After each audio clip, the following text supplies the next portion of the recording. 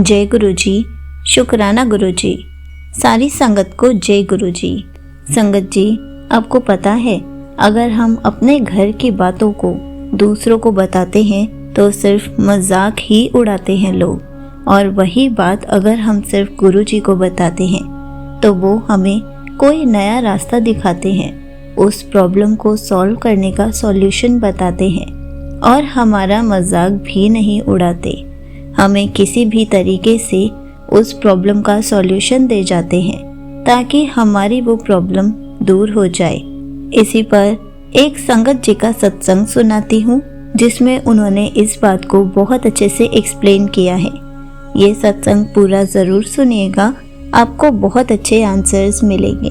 तो चलिए आपको सत्संग सुनाती हूँ। सुमित अंकल एक प्राइवेट कंपनी में काम करते थे और आरती आंटी हाउस वाइफ थी। उनके बच्चे आदित्य और सानिया स्कूल में पढ़ते थे।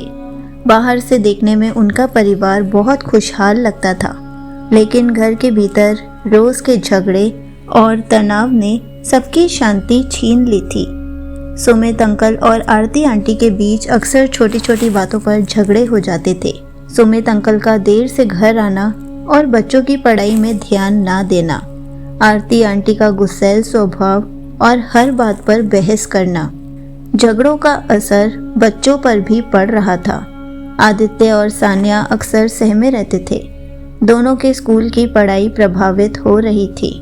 सबसे बड़ी समस्या यह थी कि परिवार की बातें अब घर के बाहर भी फैलने लगी थी।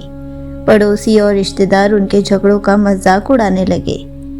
हर बार जब परिवार में कोई झगड़ा होता तो पड़ोसियों को भी पता चल जाता था। लोग आपस में बातें करते थे, अरे सुमित और आरती का घर तो जैसे अखाड़ा बन गया है। रिश्तेदार कहते थे, इनके बच्चों का भविष्य क्या होगा, हमेशा झगड़ा ही होता रहता है। यह सुनकर आरती आंटी और सुमित अंकल दोनों को बहुत बुरा लगता था। आरती आंटी ने एक दिन रोते हुए सुमित अंकल से कहा, हमारी जिंदगी बर्बाद हो गई है, लोग हमारा मजाक उड़ा रहे हैं, हमें समझ ही नहीं आ रहा कि क्या करें। सुमित अंकल ने जवाब दिया, मुझे भी समझ नहीं आता कि यह सब कैसे ठीक होगा, हम किसी से अपनी बात कह भी नहीं सकते।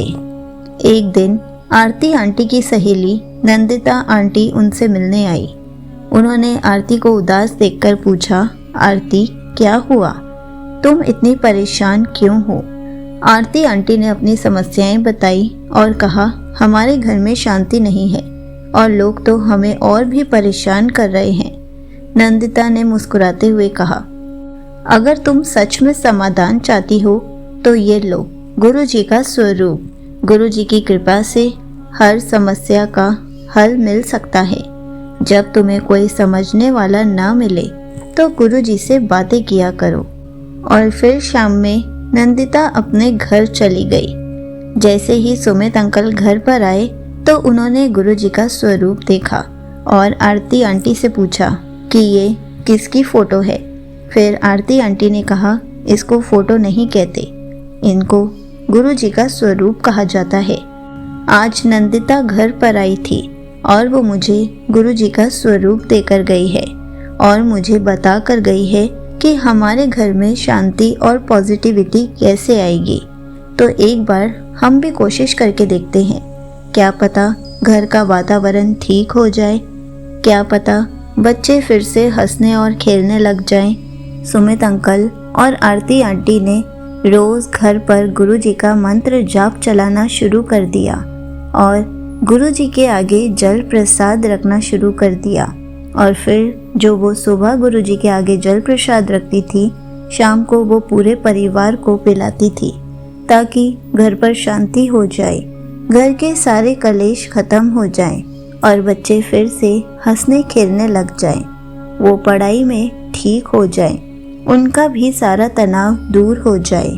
सुमित अंकल और आरती आंटी को बहुत दिन हो गए थे ये सब करते हुए, लेकिन उन्होंने देखा कि कुछ भी चेंज नहीं आ रहा है। वो धीरे धीरे अपनी आस खोते जा रहे थे।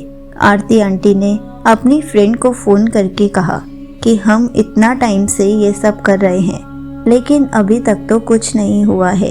और नंदिता ने सिर्फ इतना कहा, कि अगर तुम गुरुजी पर सच्चे मन से विश्वास करोगे तो सब कुछ ज़रूर ठीक हो जाएगा, लेकिन दिखावटी मन से कभी भी ये सब मत करना।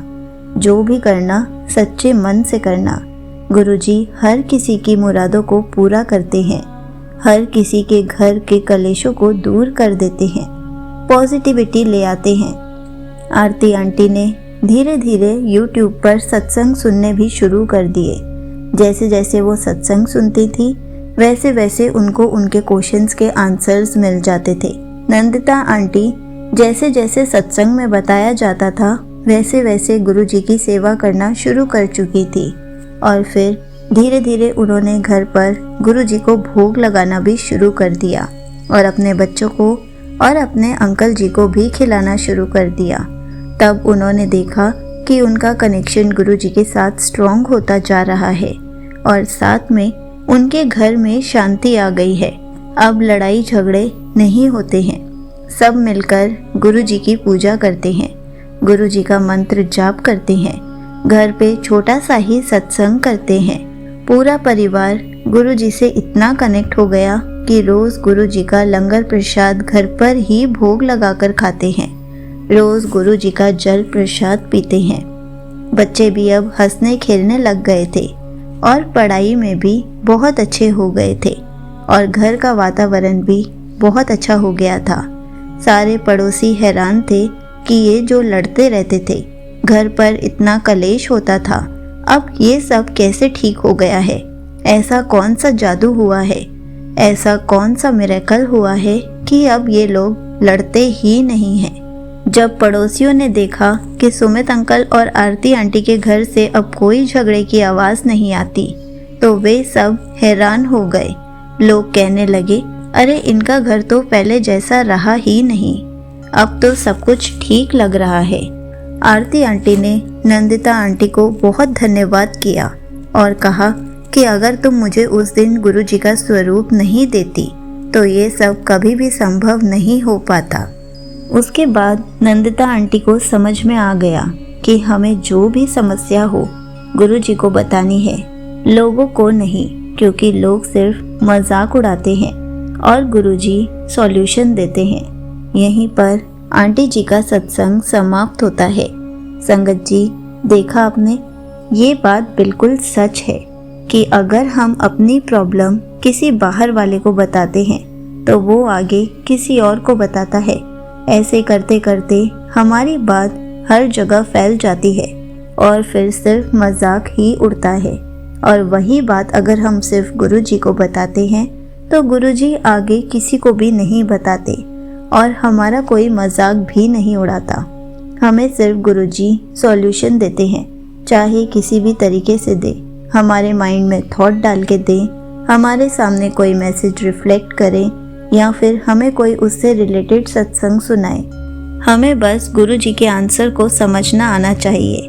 हम इधर उधर बातें करते हैं, अपना टाइम वेस्ट करते हैं। अगर वही टाइम हम गुरुजी के आंसर को समझने में लगाएंगे तो हमारी प्रॉब्लम भी सॉल्व हो जाएगी और हमारा मजाक भी नहीं बनेगा। इसलिए जो भी हो, कोई भी प्रॉब्लम हो, सॉल्यूशन हमें सिर्फ गुरुजी से ही मिलेगा। इसलिए ध्यान रखिए, सबसे पहले गुरुजी को अपनी प्रॉब्लम बताइए और उसका आंसर सर्च कीजिए। गुरुजी आपको आंसर ज़रूर दे रहे होंगे, बस हमें ही समझ नहीं आ रहा है कि वो हमें क्या आंसर दे रहे हैं। आप अच्छे से गुरुजी के पोस्ट देखिए, गुरुजी के सत्संग ध्यान से सुनिए, आपको खुद आंसर मिल जाएगा। जो भी आपके माइंड में क्वेश्चन है उसी से रिलेटेड आपको आंसर मिल जाएगा। आपको किसी से भी कोई भी सलाह लेनी पड़ेगी ही नहीं, अपना मजाक भी नहीं बनवाना पड़ेगा। कोशिश करेंगे तो सब कुछ पॉसिबल है।